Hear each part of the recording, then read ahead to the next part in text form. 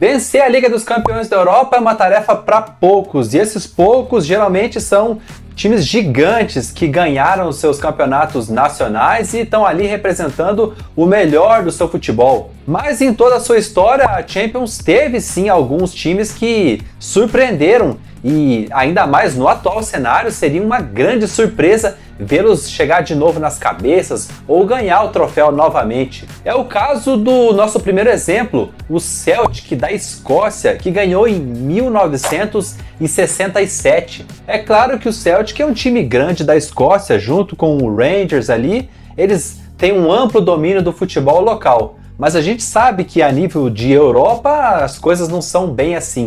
E o time escocês, comandado por Jock Stein, quebrou uma sequência ali de gigantes do futebol europeu. Real Madrid, que tinha ganhado várias seguidas, Inter de Milão, Milan, Benfica. E o feito histórico não foi em cima de qualquer um não, hein?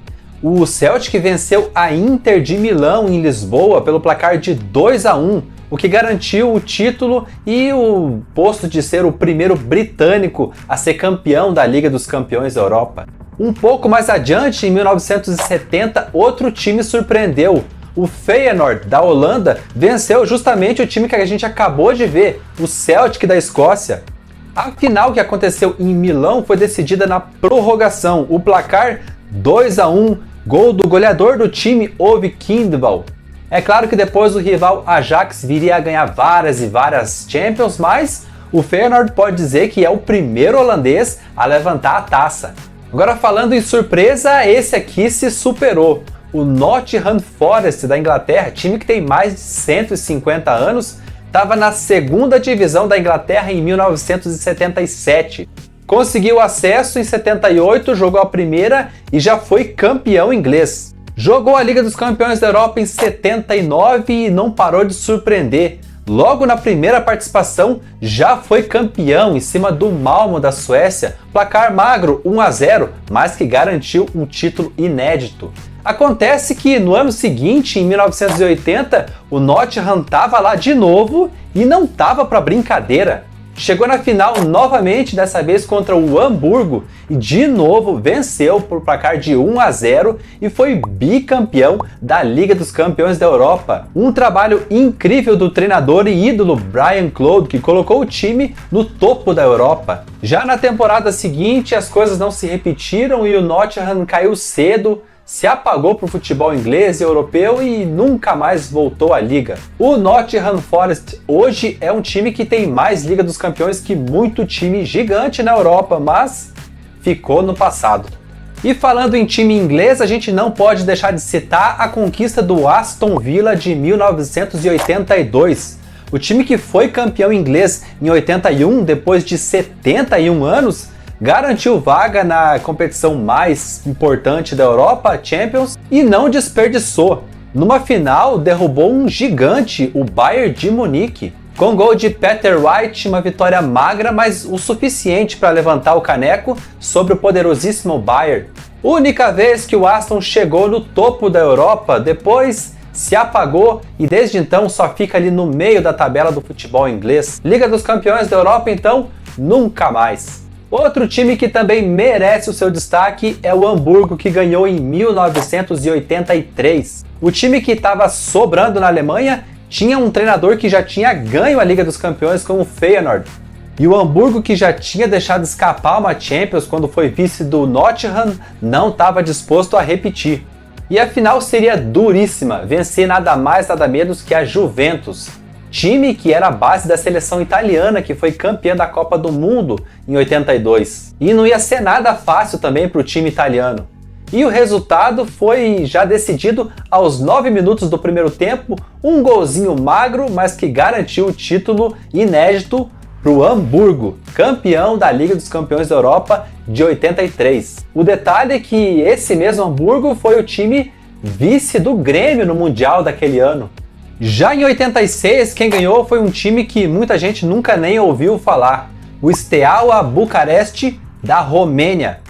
A Liga dos Campeões da Europa estava sendo disputada sem times ingleses que estavam cumprindo suspensão. Aí sobravam como favoritas Juventus, Bayern de Munique, Real Madrid, Barcelona. Só que eis que um time da Romênia vai avançando e chega na final para enfrentar o Barcelona. Na final, um jogo truncado, eletrizante, mas que termina no 0 a 0. A decisão vai para os pênaltis.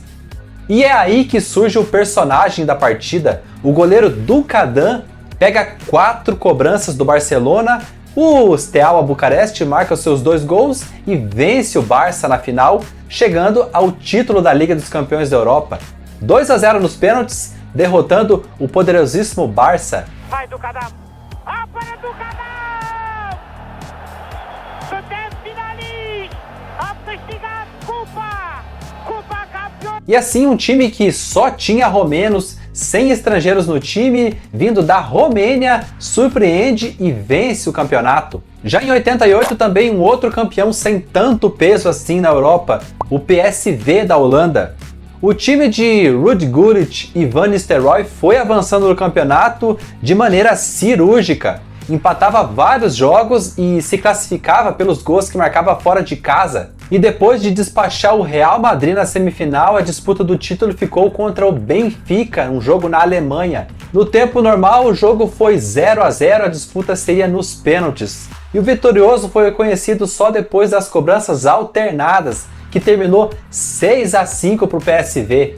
O PSV levantou a taça, chegou no topo da Europa, mas não conseguiu repetir o feito no Mundial de Clubes daquele ano. Apesar do PSV estar com o reforço do Romário no time, não foi suficiente para passar pelo Nacional do Uruguai e ser campeão mundial também.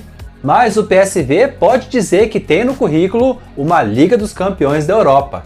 Outro time que também surpreendeu e venceu a Champions foi o Estrela Vermelha da Sérvia em 1991, e depois de eliminar o Bayern de Munique na semifinal, o desafio do Estrela Vermelha era ganhar do Olympique de Marselha na final. Jogo acontecido na Itália, também decidido nos pênaltis, e o resultado 5 a 3 para o Estrela Vermelha, se tornando o primeiro time do leste europeu a ser campeão da Liga dos Campeões da Europa. E o mesmo Olympique de Marselha que tinha deixado escapar a final para o Estrela Vermelha, dessa vez tinha outra chance em 1993 pela frente derrotar o Milan, que tinha Baresi, Van Basten e Maldini. O time francês, que tinha Didier Deschamps e Abedi Pelé, venceu mesmo essa final com um gol de zagueiro. Boly, aos 43 minutos do primeiro tempo, fez o primeiro e único gol do jogo, o gol que garantiu o primeiro e o único título de um time francês na Liga dos Campeões da Europa até agora. E assim a França, tradicional no futebol, que tem o bilionário PSG, tem um único título, o do Olympique de Marselha. E assim a gente chega ao final de mais um vídeo. Deixa seu like, se inscreva aqui no canal, comenta se você já conhecia esses títulos e até a próxima. Valeu!